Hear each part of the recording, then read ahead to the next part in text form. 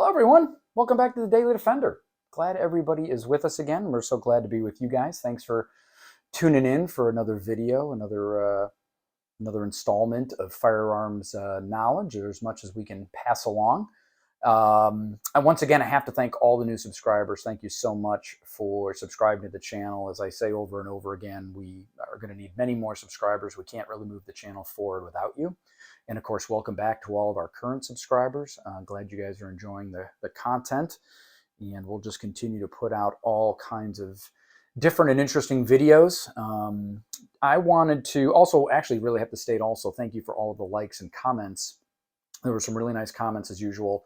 And in fact, once again, we have a comment that's leading to another video. And that comment was on an H&K video I did and informing me or telling me a little bit more about what they knew about the H&K trigger variants. And it was very helpful for me because I had general basic knowledge of some of the variants, the V numbers, I think, as everybody refers to them, whether it's a V1 or V3, and of course it kind of on some of the models it migrates over into the LEM trigger and etc. So it was a nice little comment and information, a chunk of information that they shared, and I thought actually everybody would be interested in that, and I was wondering how I might do that, and I thought, well, wait a minute, the product catalog has all that information, so we'll simply use that.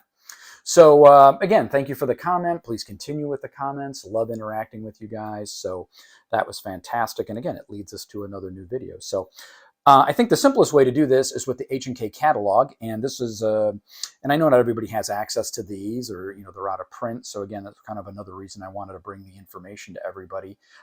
H&K did not send this. I bought this. So that disclaimer, this is their standard publication, HK product literature catalog, common public knowledge, all that kind of stuff as far as I'm concerned.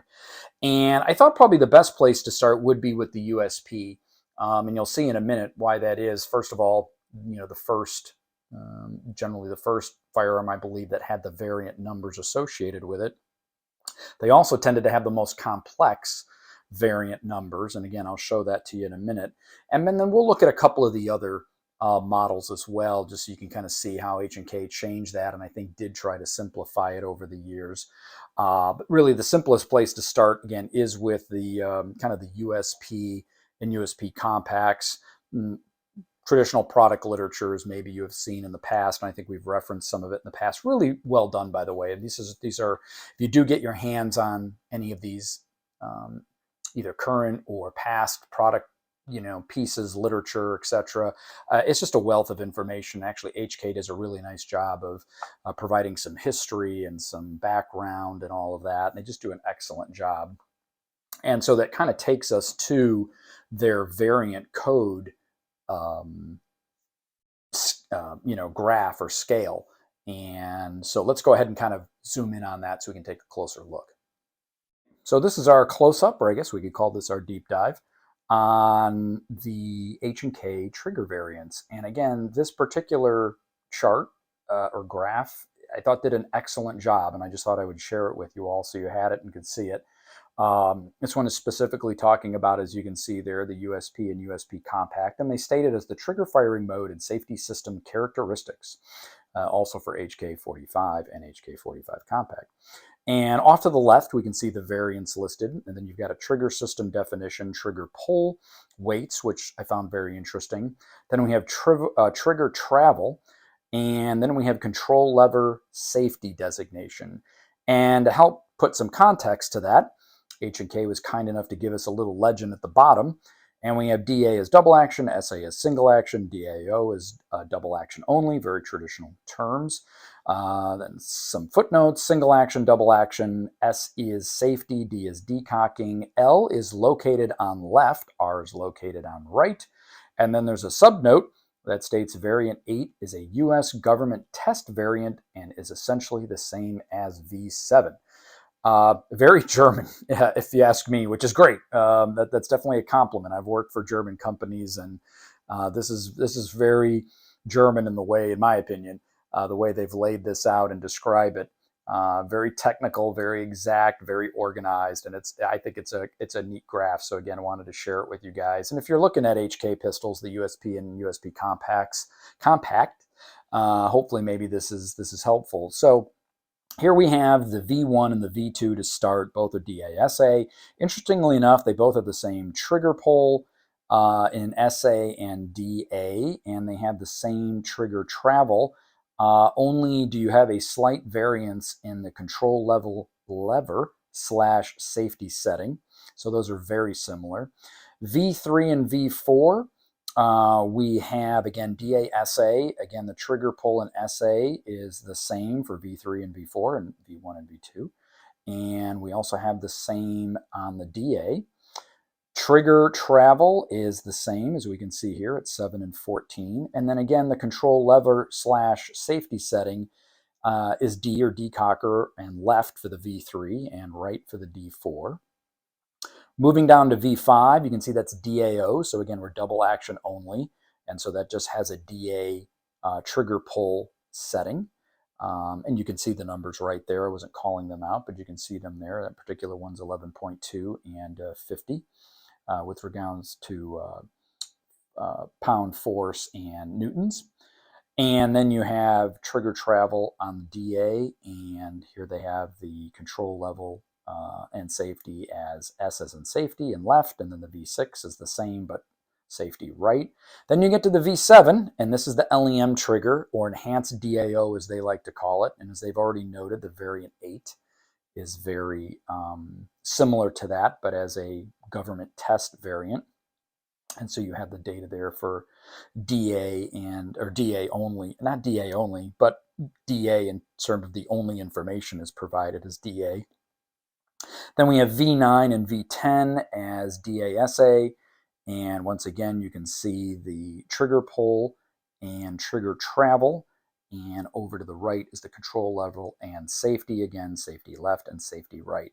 I guess what I found most interesting, first of all, just to organize this whole variant usage 1 through 10, with the 8 being reserved for the US government test variant, that really there are no differences, according to this chart, minus the LEM version, for your trigger pull weights in SA and DA. They haven't manipulated any of that through the variants. If I'm reading all that correctly, I don't think my eyes are deceiving me. And the same on the trigger travel in millimeters for both SA and DA. So the variants really describe a lot more of the control level, lever and safety settings, and then specifically where they're calling out DAO and the LEM triggers. So I found that very interesting, and I wanted to share that chart with you. We'll take a look at a couple of the other firearm model numbers as well real quick, and you can kind of see how they've done this for some of the other models. So we just had a close look at that USP compact variant chart. And again, I thought I would just share some of the other models and kind of how H&K did this. This happens to be the P2000 and P2000 SK page. Here they don't really go with a chart. They simply talked about the V2 as the LEM trigger, the V3 as a DA-SA, and then once again over here they're talking about V2 as LEM and V3 as DA-SA.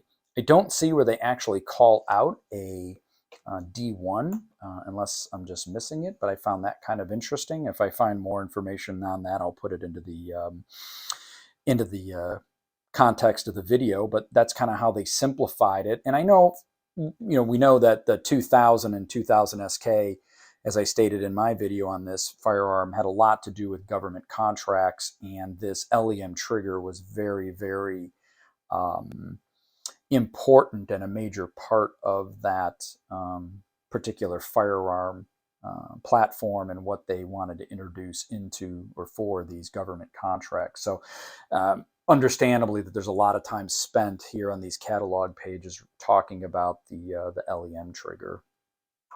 HK45 and 45 compact kind of do the same thing. They state the V1, the LEM trigger.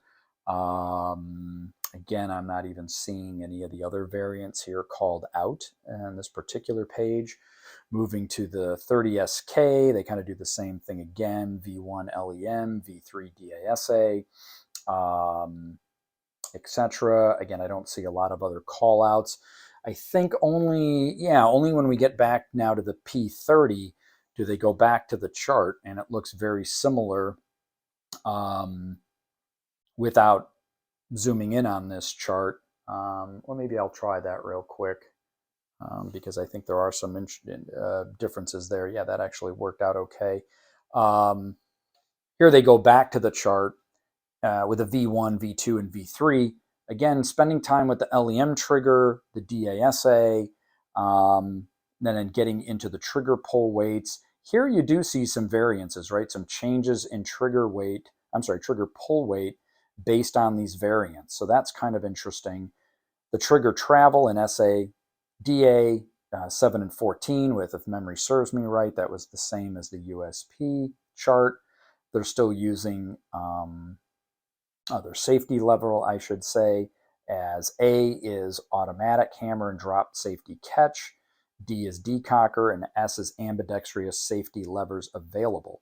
And just to finish this out, same trigger models available for P2000, P2SK, but no V3 with ambidextrous safety. So, and then finally some hammer information, which is nice with spur and without spur. I think that actually would have been kind of interesting for me, or will be interesting for me, I should say, when I look at a P30. I don't own that particular firearm, but it could be interesting to acquire one because I kind of like this concept with without a spur. So maybe a V1 or V2 would be interesting. Would be interesting for me. So that's kind of how they did the P30 variant, trigger variant explanation and chart there.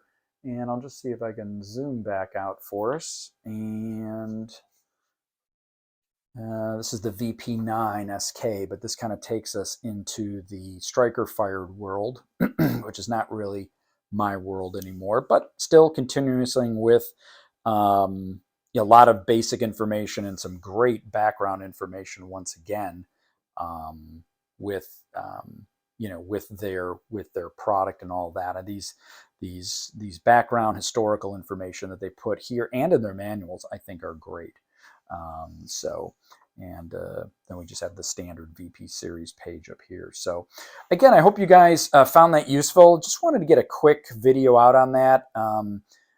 I had not really spent the time that I probably should have really understanding those variants. I did find it a little difficult to try to acquire some of the information myself, and I just thought a simple video using kind of an excellent product catalog would work for everybody. So hopefully that was helpful. Kind of a short little chunk of information there. Thanks for tuning in to Daily Defender, and we'll see you very soon again on the Daily Defender.